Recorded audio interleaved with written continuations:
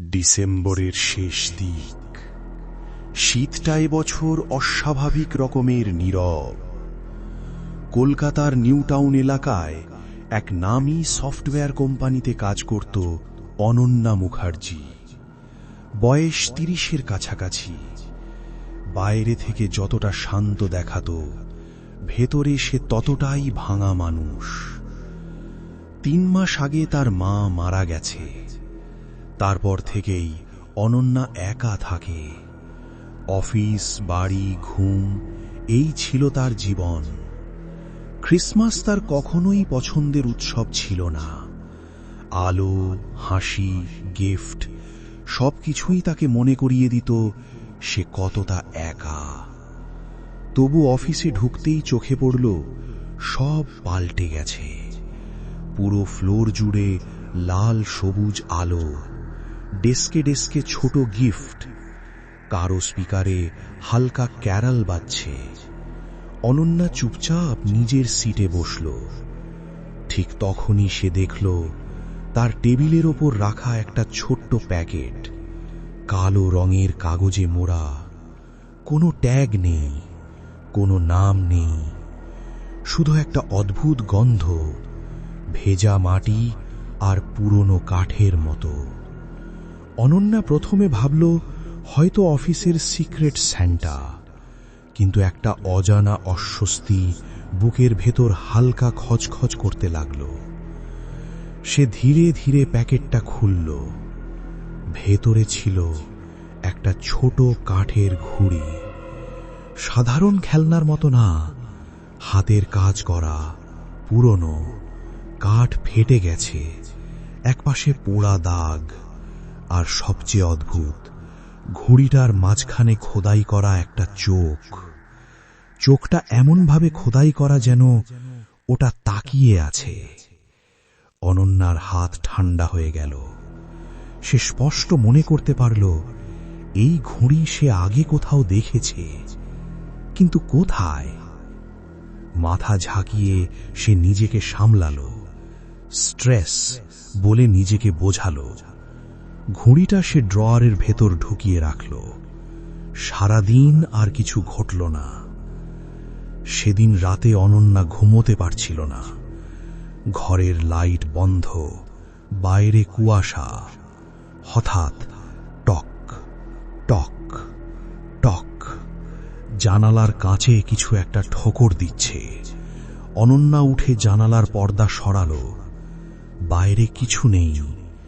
ঠিক তখনই তার পায়ের কাছে মেঝেতে কাঠের ঠক ঠক শব্দ। সে নিচে তাকাল।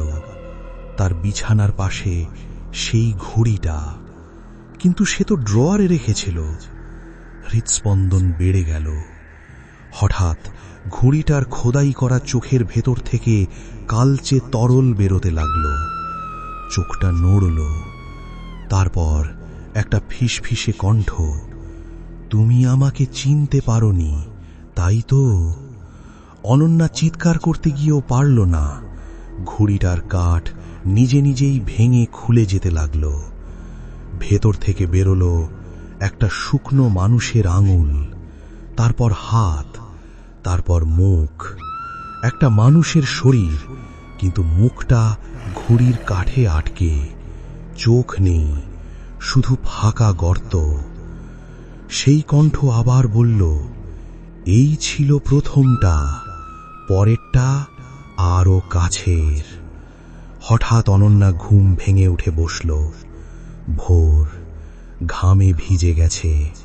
বিছানার পাশে তাকালো, কিছু নেই। সে নিজেকে বোঝালো স্বপ্ন। কিন্তু ঠিক তখনই তার নাকের কাছে এলো সেই গন্ধ, ভেজা মাটি। অফিসে পৌঁছে সে দেখল ড্রয়ারের ভেতর ঘুড়িটা নেই।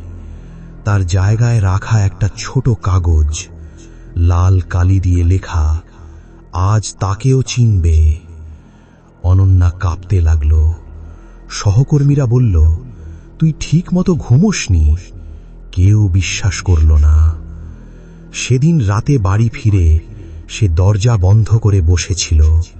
হঠাৎ দরজার নিচ দিয়ে একটা খাম গড়িয়ে ঢুকল। খামের ভেতর একটা পুরনো স্কুল ফটোগ্রাফ, ক্লাস 5। সামনের সারিতে অনন্যা, তার ঠিক পাশে দাঁড়ানো একটা ছেলে, মুখটা স্ক্র্যাচ করা, চোখ নেই। ছবির পিছনে লেখা, তুমি আমাকে ভুলে গেলে কিন্তু আমি ভুলিনি। ঠিক তখনই ঘরের লাইট নিভে গেল। পিছন থেকে শোনা গেল কাঠের ঠক ঠক শব্দ, আর একদম কানের কাছে একটা শ্বাস, আগামীকাল দ্বিতীয় উপহার। অনন্যার চিৎকারে স্ক্রিন কালো হয়ে যায়। অনন্যার চিৎকারে পুরো ফ্ল্যাট কেঁপে উঠেছিল, কিন্তু আশ্চর্যের বিষয়ে কেউ শুনল না। পাশের ফ্ল্যাটে মানুষ থাকে সে জানত, তবু দরজার ওপাশে ছিল নিঃশব্দ অন্ধকার। ঘামতে ঘামতে সে লাইট জ্বালালো, কিন্তু একটা কালো আলোর ছায়া আবার অন্ধকার করে দিল। তার হাত তখনও কাঁপছে। সে আবার ছবিটা হাতে নিল, স্কুলের সেই ছবিটা। ছবির পাশে দাঁড়ানো ছেলেটার মুখ স্ক্র্যাচ করা, নখ দিয়ে আঁচড়ানোর দাগ। এটা প্রিন্টের দাগ নয়, এটা কেউ ইচ্ছা করে করেছে। হঠাৎ তার মাথায় একটা নাম ঘুরে উঠল, অর্ঘ্য। নামটা মনে পড়তেই বুকের ভেতর একটা মোচড় খেল। অর্ঘ্য ক্লাস 5-এ নতুন এসেছিল, চুপচাপ থাকত, সবসময় শেষ বেঞ্চে বসত। কেউ তার সাথে খেলত না। আর একদিন একটা দুর্ঘটনা, সেই স্মৃতি এখানেই থেমে গেল। অনন্যা মাথায় হাত দিল। কেন সে পুরোটা মনে করতে পারছে না? পরের দিন অফিসে অনন্যা ছুটি নিল। সে সিদ্ধান্ত নিল, সব শুরুটা খুঁজে বের করতে হবে। স্কুল। দুপুরের দিকে সে পুরনো স্কুলের সামনে দাঁড়ালো। গেটটা বদলে গেছে, দেয়ালে নতুন রং, কিন্তু স্কুলটা এখন বন্ধ হয়ে গেছে। হেডমাস্টারের রুমে ঢোকে পুরনো রেজিস্টার দেখতে চাইল। হঠাৎ রেজিস্টারের এক পাতা খুলতেই অনন্যার চোখ আটকে গেল। একটা নাম, Arghya Sen, class 5B, status withdrawn. কারণ লেখা নেই, কিন্তু পাশে পেন্সিলে ছোট করে কেউ লিখেছে, অ্যাক্সিডেন্ট নিয়ার স্টোর রুম। অনন্যার মাথার ভেতর হঠাৎ ঝাঁকুনি খেল। Store room. সে দৌড়ে স্কুলের পেছনের দিকে গেল। পুরনো স্টোর রুমটা এখন বন্ধ, দরজায় তালা। ঠিক তখনই তার কানে এলো সেই পরিচিত শব্দ, কাঠের ঠক ঠক, দরজার ভেতর থেকে। অনন্যা পিছিয়ে গেল। তারপর দরজার ফাঁক দিয়ে একটা কাগজ বেরিয়ে এলো। সে কাঁপতে কাঁপতে কাগজটা তুলল।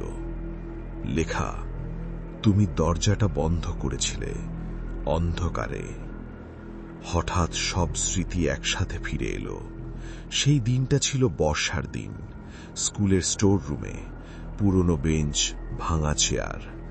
অর্ঘ্যকে সবাই মিলে ভেতরে ঢুকিয়ে দরজা আটকে দিয়েছিল। মজা, অনন্যাও ছিল ওখানে।